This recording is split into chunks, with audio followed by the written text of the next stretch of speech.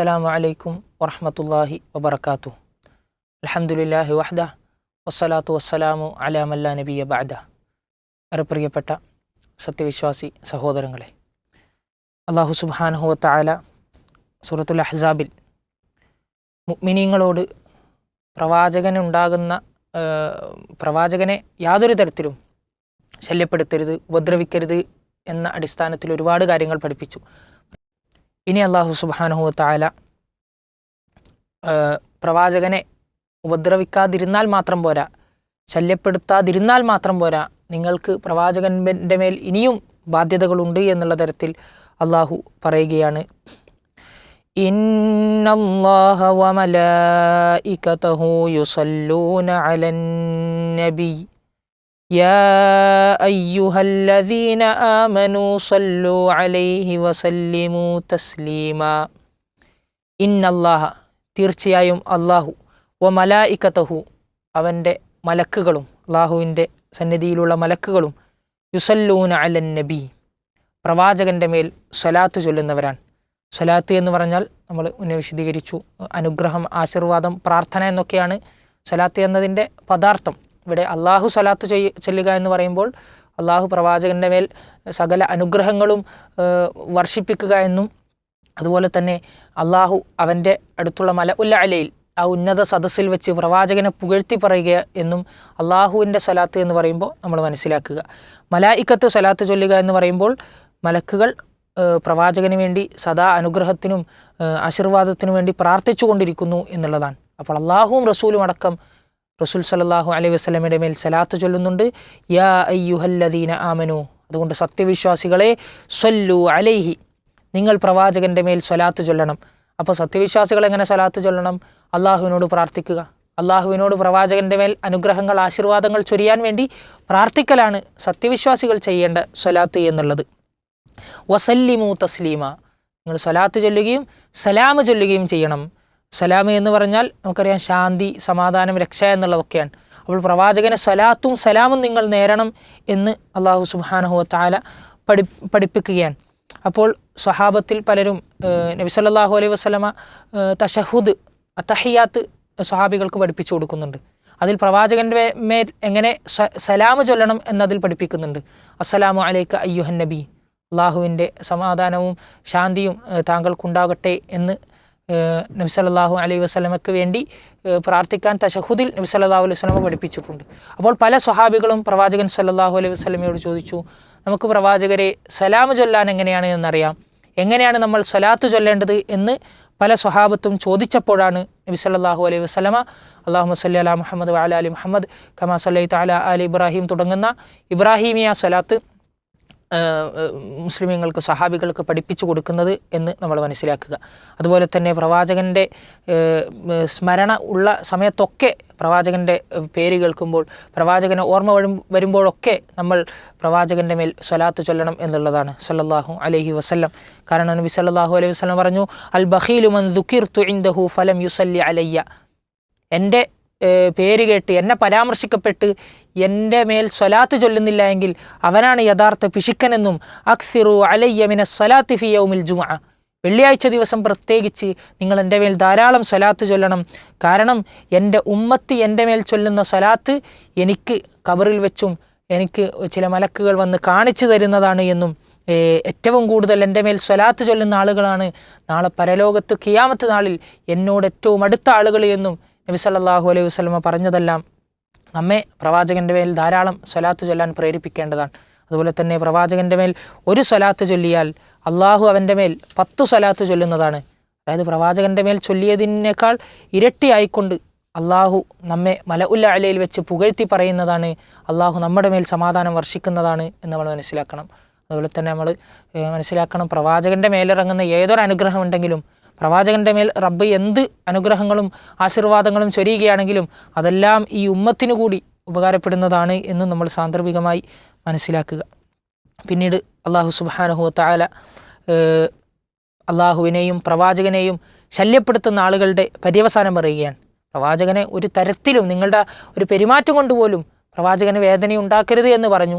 ഇനി അങ്ങനെ വേദനയുണ്ടാക്കുന്ന ആളുകൾക്ക് ദുനിയാവിലും ആഖിറത്തിലുമുള്ള പര്യവസാനം, അവർക്കുള്ള ശിക്ഷ അള്ളാഹു എടുത്തു പറയുകയാണ്, ഇന്നല്ലദീന യുഅ്ദൂനല്ലാഹ വറസൂലഹു ലഅനഹുമുല്ലാഹു ഫിദ്ദുനിയാ വൽ ആഖിറഹ വഅഅദ്ദ ലഹും അദാബൻ മുഹീനാ വല്ലദീന യുഅ്ദൂനൽ മുഅ്മിനീന വൽ മുഅ്മിനാതി ബിഗൈരി മക്തസബൂ ഫഖദ് ഇഹ്തമലൂ ബുഹ്താനൻ വഇസ്മൻ മുബീനാ. ഇന്നല്ലദീന തീർച്ചയായും ചില കൂട്ടർ, യുഅ്ദൂനല്ലാഹ ആ കൂട്ടരുടെ പ്രത്യേകത അവർ അള്ളാഹുവിനെ ശല്യപ്പെടുത്തുന്നു, അള്ളാഹുവിനെ വേദനയുണ്ടാക്കുന്നു. അതായത് അള്ളാഹുവിനെ ശല്യപ്പെടുത്തുക, അള്ളാഹുവിനെ ഉപദ്രവിക്കുക എന്ന് പറയുമ്പോൾ അതിൻ്റെ അർത്ഥമെന്നുള്ളത് അള്ളാഹുവിനെ നിഷേധിക്കുക. അതുപോലെ തന്നെ അള്ളാഹുവിന് ഭാര്യയുണ്ട്, സന്താനങ്ങളുണ്ട് എന്നൊക്കെ പറയുക, അള്ളാഹുവിൻ്റെ കൂടെ പങ്കുകാരെ ചേർക്കുക, ശിർക്ക് ചെയ്യുക എന്നുള്ളതൊക്കെ അള്ളാഹുവിനെ ഉപദ്രവിക്കുക എന്ന് പറഞ്ഞ കൂട്ടത്തിൽ പെടുന്നതാണ്. ഒരു ഹദീസിൽ, ഖുദ്സിയായ ഹദീസിൽ നമുക്ക് കാണാൻ സാധിക്കും, ആദമിൻ്റെ സന്തതി എന്നെ ശല്യപ്പെടുത്തുന്നു, വേദനിപ്പിക്കുന്നു. എങ്ങനെയാണ് എന്ന് അള്ളാഹു വിശദീകരിക്കുകയാണ്. അവൻ യസുബുദ്ദഹർ, അവൻ കാലത്തെ പഴിക്കുന്നു. അതായത് കാലഘട്ടങ്ങളിൽ വ്യതിയാനങ്ങളും മറ്റും ഉണ്ടാകുമ്പോൾ അതിനെ ശപിക്കുക, അതിനെ കുറ്റം പറയുക എന്നുള്ളത് ഒരു മുഅ്മിന് ഒരിക്കലും പാടില്ലാത്തതാണ്. എന്നിട്ട് അള്ളാഹു പറയുന്നു, വ അന ദഹർ, ഞാനാണ് കാലഘട്ടം. അതായത് അതിൻ്റെ ശേഷം തന്നെ റബ്ബ് പറഞ്ഞു, ഞാനാണ് ഈ കാലഘട്ടത്തെ നിയന്ത്രിക്കുന്നതും, എന്ത് കാലാവസ്ഥ വേണം, എന്ത് പ്രകൃതി ദുരന്തങ്ങളുണ്ടെങ്കിലും അതൊക്കെ തീരുമാനിക്കുന്നതും പ്രപഞ്ചത്തിൽ അതൊക്കെ വഴിതിരിച്ചു വിടുന്നതുമൊക്കെ ഞാനാണ്. അതുകൊണ്ട് കാലത്തെ പഴിക്കുക എന്നുള്ളത് അള്ളാഹുവിനെ ശല്യപ്പെടുത്തലാണ് എന്ന് അള്ളാഹു സുബ്ഹാനഹു വ തആല പറയുന്നു. മറ്റൊരു ഹദീസിൽ, ആദം സന്തതി എന്നെ കളവാക്കുന്നു, ആദം സന്തതി എന്നെ പഴി പറയുന്നു. എന്നെ കളവാക്കുക എന്ന് പറഞ്ഞാൽ നാളെ പരലോകത്ത് അവനെ ഉയർത്തെഴുന്നേൽപ്പിക്കാൻ പറ്റുകയില്ല എന്നവൻ പറയുന്നതാണ് എന്നല്ലാഹു പറഞ്ഞു. എന്നെ പഴി പറയുന്നു എന്ന് പറഞ്ഞാൽ അവൻ എനിക്ക് ഭാര്യയും എനിക്ക് മകനുമുണ്ട് എന്ന് പറയുന്നതിലൂടെ എന്നെ അവൻ ചീത്ത പറഞ്ഞു എന്നും അള്ളാഹു വിശദീകരിക്കുന്നു. അപ്പോൾ അതിലൂടെ ഒക്കെ നമുക്ക് കാണാൻ സാധിക്കും, അള്ളാഹുവിനെതിരെ സംസാരിക്കുന്ന, അള്ളാഹുവിൻ്റെ മേൽ കളവ് കെട്ടിച്ചമച്ച് പറയുന്നത്, അള്ളാഹുവിനെ പഴിക്കുന്നത്, അള്ളാഹുവിനെ നിഷേധിക്കുന്നത്, അങ്ങനെ അള്ളാഹുവിന് നിരക്കാത്ത എന്തൊരു കാര്യം കൊണ്ട് അള്ളാഹുവിനെ വിശേഷിപ്പിച്ചാലും അതൊക്കെ അള്ളാഹുവിനെ ശല്യപ്പെടുത്തലാണ്, പഴിക്കലാണ് എന്ന് നമ്മൾ മനസ്സിലാക്കുക. വ റസൂലഹു, അള്ളാഹുവിൻ്റെ പ്രവാചകനെ ഏതൊരു തരത്തിലും പ്രവാചകൻ്റെ മേൽ ആക്ഷേപങ്ങൾ ഉന്നയിച്ചുകൊണ്ട്, പ്രവാചകൻ്റെ സുന്നത്തിനെ പരിഹസിച്ചുകൊണ്ട്, അതിനെ നിഷേധിച്ചുകൊണ്ട്, അതിനെ തള്ളിപ്പറഞ്ഞുകൊണ്ട് ഏത് തരത്തിലും പ്രവാചകനെയും അള്ളാഹുവിനെയും ശല്യപ്പെടുത്തുന്ന ആളുകൾ ലഅനഹുമുല്ലാഹു ഫിദ്ദുനിയാ വൽ ആഖിറ, ദുനിയാവിലും പരലോകത്തിലും അള്ളാഹു അവരെ ശപിക്കുന്നതാണ്. അള്ളാഹു ശപിക്കുക എന്ന് പറയുമ്പോൾ അതിൻ്റെ അർത്ഥം നമ്മൾ മനസ്സിലാക്കണം, അള്ളാഹുവിൻ്റെ വിശാലമായ കാരുണ്യത്തിൽ നിന്ന് അവരെ ആട്ടി അകറ്റുക എന്നുള്ളതാണ് അള്ളാഹു ശപിക്കുക എന്ന് പറഞ്ഞാൽ. അപ്പോൾ സുബ്ഹാനല്ലാഹ്, ദുനിയാവിൽ തന്നെ അതിനുള്ള ശിക്ഷ തുടങ്ങുമെന്നുള്ളതാണ്. ദുനിയാവിലും അള്ളാഹുവിൻ്റെ കാരുണ്യത്തിൽ നിന്ന് ആട്ടി അകറ്റപ്പെട്ടവരാകും, പരലോകത്തിലും അള്ളാഹുവിൻ്റെ കാരുണ്യമായ സ്വർഗത്തിൽ നിന്ന് ആട്ടി അകറ്റപ്പെട്ടവരായിരിക്കും അള്ളാഹുവിനെയും പ്രവാചകനെയും ശല്യപ്പെടുത്തുന്ന ആളുകൾ എന്നുള്ളതാണ്. വഅഅദ്ദ ലഹും, അവർക്ക് അള്ളാഹു ഒരുക്കി വെച്ചിട്ടുണ്ട് അദാബം മുഹീന, അള്ളാഹുവിനെയും പ്രവാചകനെയും നിന്ദിച്ച ആളുകൾക്ക് അതേ രൂപത്തിലുള്ള നാളെ പരലോകത്ത് നിന്ദ്യകരമായ ഒരു ശിക്ഷ അള്ളാഹു അവർക്ക് മാറ്റിവെച്ചിട്ടുണ്ട് എന്നുള്ളതാണ്. അള്ളാഹു നമ്മെ കാത്തുരക്ഷിക്കുമാറാകട്ടെ. വല്ലദീന യുഅ്ദൂനൽ മുഅ്മിനീന വൽ മുഅ്മിനാത്ത്, അള്ളാഹുവിനെയും പ്രവാചകനെയും മാത്രമല്ല, അള്ളാഹുവിലും പ്രവാചകനിലും വിശ്വസിച്ച സത്യവിശ്വാസികളെയും സത്യവിശ്വാസിനികളെയും ഉപദ്രവിക്കുക എന്നുള്ളതും അങ്ങേയറ്റം ഗൗരവമുള്ള കാര്യമാണ്. നബി സല്ലല്ലാഹു അലൈഹി വസല്ലം പറഞ്ഞതുപോലെ, കുല്ലുൽ മുസ്ലിമി അലൽ മുസ്ലിമി ഹറാമുൻ, ഒരു മുസ്ലിം പരിപൂർണമായി മറ്റൊരു മുസ്ലിമിന് ഹറാമാണ്. അവൻ്റെ രക്തം, അവൻ്റെ അഭിമാനം, അവൻ്റെ സമ്പത്ത് എല്ലാം മറ്റൊരു മുസ്ലിമിന് ഹറാമാണ്. അതുപോലെ തന്നെ ആ മുഅ്മിനിൻ്റെ അഭിമാനത്തെ പിച്ചിച്ചീന്തുന്ന ഗീബത്ത്, നമീമത്ത് പോലെയുള്ള തിന്മകളും റസൂൽ സല്ലല്ലാഹു അലൈഹി വസല്ലം നിരോധിച്ചതാണല്ലോ. അപ്പോൾ സത്യവിശ്വാസികളെയും സത്യവിശ്വാസിനികളെയും ആരെങ്കിലും വേദനിപ്പിക്കുകയാണെങ്കിൽ, ശല്യപ്പെടുത്തുകയാണെങ്കിൽ, ബിഗൈരി മക്തസബു, അവർ പ്രവർത്തിച്ചിട്ടില്ലാത്ത, അവർ ചെയ്തിട്ടില്ലാത്ത തിന്മയുടെ പേരിൽ അവരെ പ്രയാസപ്പെടുത്തുകയാണെങ്കിൽ, ഫഖദ് ഇഹ്തമലു, അവർ വഹിച്ചിരിക്കുകയാണ് ബുഹ്താനൻ. ബുഹ്താൻ എന്ന് പറഞ്ഞാൽ പെരുന്നുണ, അപവാദം എന്നൊക്കെയാണ് അർത്ഥം. അപ്പോൾ അവർ വമ്പിച്ച നുണയും വ ഇസ്മം മുബീന, വ്യക്തമായ പാപവും അവർ വഹിച്ചിരിക്കുന്നു, പേറിയിരിക്കുന്നു എന്നുള്ളതാണ് മുഅ്മിനീങ്ങളെയും മുഅ്മിനാത്തുകളെയും ഉപദ്രവിക്കുന്ന ആളുകളെക്കുറിച്ച് അല്ലാഹു സുബ്ഹാനഹു വ തആല പറഞ്ഞത്. ഇനി അല്ലാഹു സുബ്ഹാനഹു വ തആല നബി സല്ലല്ലാഹു അലൈഹി വസല്ലമയെ വിളിച്ച് മുഅ്മിനീങ്ങളായ, ഒന്നാമതായിക്കൊണ്ട് പ്രവാചക പത്നിമാരെ, പിന്നീട് മറ്റ് മുഅ്മിനീങ്ങളായ സ്ത്രീകൾക്കുള്ള ചില നിയമങ്ങൾ അള്ളാഹു പഠിപ്പിക്കുകയാണ്. യാ അയ്യുഹൻ നബിയ്യു ഖുൽ ലിഅസ്വാജിക വബനാതിക വനിസാഇൽ മുഅ്മിനീൻ യുദ്നീന അലൈഹിന്ന മിൻ ജലാബീബിഹിൻ ذلك أدنى أن يعرفن فلا يؤذين وكان الله غفورا رحيما യാ അയ്യുഹൻ നബി, അല്ലയോ പ്രവാചകരെ, ഖുൽ താങ്കൾ പറയണം, ലി അസ്വാജിക താങ്കളുടെ ഭാര്യമാരോട്, വ ബനാതിക താങ്കളുടെ മക്കളോട്, വ നിസാഇൽ മുഅ്മിനീൻ മുഅ്മിനീങ്ങളുടെ സ്ത്രീകളോടും, അതായത് മുഅ്മിനീങ്ങളുടെ ഭാര്യമാർ, അവരുടെ മക്കൾ, അവരുടെ സഹോദരിമാർ, അവരുടെ മാതൃ സഹോദരിമാർ, പിതൃ സഹോദരിമാർ, അത്തരത്തിൽ അവരുമായി ബന്ധപ്പെട്ട സ്ത്രീകളോട്, അതായത് ഇവിടെ പറഞ്ഞതിൻ്റെ ഉദ്ദേശം മുഴുവൻ മുഅ്മിൻ സ്ത്രീകളോടും. അതിലാദ്യം പ്രവാചകൻ്റെ പത്നിമാരെ എടുത്തു പറഞ്ഞത് അവരുടെ സ്ഥാനം പരിഗണിച്ചാണ്. പിന്നീട് പ്രവാചകൻ്റെ മക്കൾ, അത് അതിനുശേഷമുള്ള മുസ്ലിം സ്ത്രീകളിൽ സ്ഥാനമുള്ള ആളുകളാണ്. പിന്നീട് മുഅ്മിനീങ്ങളുടെ സ്ത്രീകൾ. ഇവിടെ നമ്മൾ മനസ്സിലാക്കണം, മുഅ്മിനീങ്ങളുടെ സ്ത്രീകൾ എന്നാണ് പറഞ്ഞത്, അല്ലെങ്കിൽ മുഅ്മിനീങ്ങളായ സ്ത്രീകൾ എന്നുള്ളതല്ല. മറ്റ് ആയത്തുകളിൽ അല്ലാഹു വിശേഷിപ്പിച്ചതുപോലെ അർരിജാലു ഖവ്വാമൂന അലൻ നിസാ, പുരുഷന്മാരുടെ കീഴിലാണ്, പുരുഷന്മാർ സ്ത്രീകളുടെ മേലെ അധികാരമുള്ള ആളുകളാണ് എന്ന് പറഞ്ഞ ഇസ്ലാമിക തത്വത്തെ ശക്തിപ്പെടുത്തുന്നതാണ് ഈ ഒരു പ്രയോഗം എന്ന് നമ്മൾ മനസ്സിലാക്കുക. വനിസാഇൽ മുഅ്മിനീൻ മുഅ്മിനീങ്ങളായ പുരുഷന്മാരുടെ സ്ത്രീകൾ, അവരോട് പറയുക, യുദ്നീന അലൈഹിന്ന അവരുടെ മേലിലൂടെ അവർ താഴ്ത്തിയിടണം, മിൻ ജലാബീബിഹിന്ന അവരുടെ ജിൽബാബുകൾ, അവരുടെ മൂടുപടം, അവരുടെ വസ്ത്രം. ജിൽബാബ് എന്നതിൻ്റെ ബഹുവചനമാണ് ജലാബീബ് എന്നുള്ളത്. ജിൽബാബ് എന്ന് പറഞ്ഞാൽ ശരീരം മുഴുവൻ അല്ലെങ്കിൽ ശരീരത്തിൻ്റെ അധിക ഭാഗവും മറക്കുന്ന വസ്ത്രത്തെയാണ് ജിൽബാബ് എന്ന് പറയുക. അപ്പോൾ അത്തരത്തിൽ ശരീരം മുഴുവൻ മൂടുന്ന തരത്തിൽ ഉള്ള വസ്ത്രം ആണ് അവർ ധരിക്കേണ്ടത് എന്നുള്ളതാണ്. ഇവിടെ ഈ ആയത്തിലൂടെ നമുക്ക് ലഭിക്കുക സ്ത്രീകൾ അവരുടെ ശരീരം മുഴുവൻ മറക്കണമെന്നുള്ളതാണ്. ഇതിൻ്റെ മുഫസ്സിരീങ്ങളൊക്കെ ഈ ആയത്തിനെ വിശദീകരിച്ചത് വെച്ച് ഈ ആയത്തിൽ നിന്ന് അവരുടെ മുഖമാകട്ടെ മുൻകൈയാകട്ടെ ഒക്കെ മറക്കണമെന്നാണ് ഈ ആയത്തിൽ നിന്ന് ലഭിക്കുക. ഇനി മുഖവും മുൻകൈയും സ്ത്രീകൾക്ക് പുറത്ത് കാണിക്കാമെന്നുള്ള അഭിപ്രായം നമ്മൾ എടുക്കുകയാണെങ്കിൽ തന്നെ അതിന് മറ്റ് ആയത്തുകളിൽ നിന്ന് വ്യക്തമാകണമെന്നുള്ളതാണ്.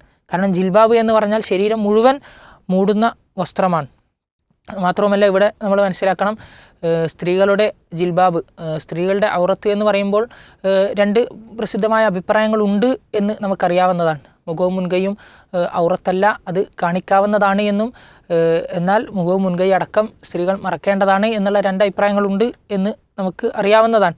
എന്നാൽ ഒരിക്കലും മുഖവും മുൻകൈയും പുറത്ത് കാണിക്കാമെന്ന് പറഞ്ഞവരും ഏകാഭിപ്രായത്തിലുള്ള പല കാര്യങ്ങളും ഉണ്ട് എന്ന് നമ്മൾ മനസ്സിലാക്കുക. പലരും അത് പുറത്ത് പറയാറില്ല. ഇമാം അൽബാനി റഹിമഹുല്ല ഒക്കെ പറഞ്ഞത് അമാനി മൗലവി റഹിമഹുല്ല അദ്ദേഹത്തിൻ്റെ തഫ്സീറിൽ ഉദ്ധരിക്കുന്നുണ്ട്. ശരിയാണ്, മുഖവും മുൻകൈയും മറക്കൽ നിർബന്ധിപ്പിക്കാൻ സാധിക്കുകയില്ല എന്നുള്ളതാണ് അമാനി മൗലവിയും ഇമാം അൽബാനിയും ഒക്കെ പറഞ്ഞത്. നിർബന്ധമാണ് എന്ന് പറയാൻ വകുപ്പില്ല എന്നുണ്ടെങ്കിലും പല സാഹചര്യങ്ങളും പ്രത്യേകിച്ച് ഇന്നത്തെ കാലത്ത് ഫിത്നകളൊക്കെ നിറഞ്ഞു നിൽക്കുന്ന ഈ കാലഘട്ടത്തൊക്കെ അവർ മുഖവും മുൻകൈയും അടക്കം മറക്കുന്നതാണ് ഏറ്റവും നല്ലത് എന്നും, എന്നാൽ നിർബന്ധമാണ് എന്ന് പറയാൻ വകുപ്പില്ല എന്നുമാണ് അങ്ങനെ പറഞ്ഞ ആളുകളും പറഞ്ഞത്. അതായത് മുഖവും മുൻകൈയും മറക്കുക എന്നുള്ളതാണ് ഏറ്റവും ഉത്തമം എന്ന കാര്യത്തിൽ ആർക്കും തർക്കമില്ല.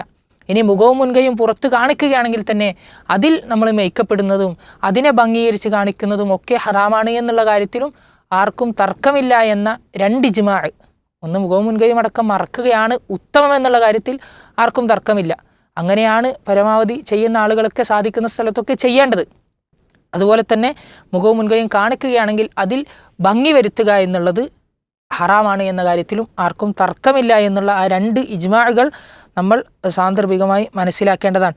ഒരിക്കൽ റസൂലുള്ളാഹി സ്വല്ലല്ലാഹു അലൈഹി വസല്ലമയോട് ഈദിൻ്റെ വേളയിൽ എല്ലാ സ്ത്രീകളും പുറത്തിറങ്ങണം എന്ന് പ്രവാചകൻ കൽപ്പിച്ചല്ലോ.